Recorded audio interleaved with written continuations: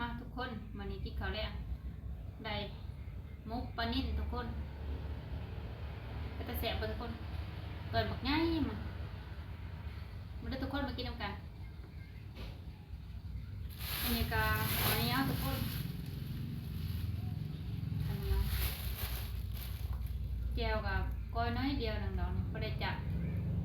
นี่ก็บเบิร์ดดอกสำเนียงกับเล็กเพชรนะทุกคนเอาลูกข้างล่างแจวมาได้ทุกคนเด้อมุกปลานิ่นใช้ผ้ากันแย่งเลยทุกคน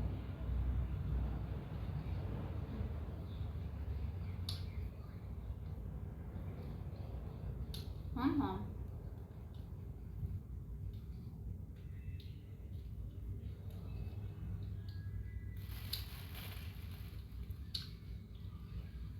แซ่บอยู่จำน้ำมันนะ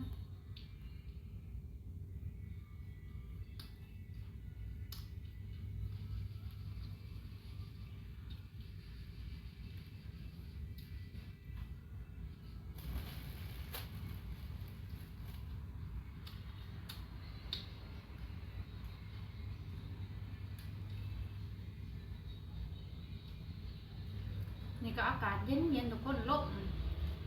มไม่บ่อยลมคักลมแน่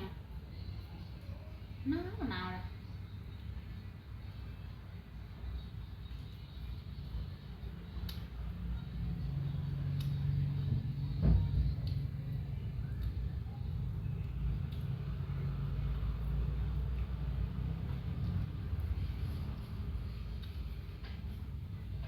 นี่ว่ายุ่งเทปนะทุกคน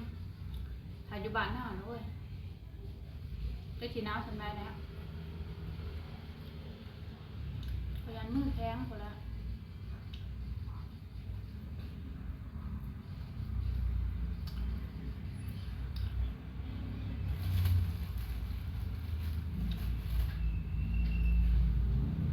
อยู่บ้านเขากับคนเขาเลยทุกคนเขาจอดสีขาวบ้านสีแดงเขาคนละก็ไม่คนหมอนั่นแหละ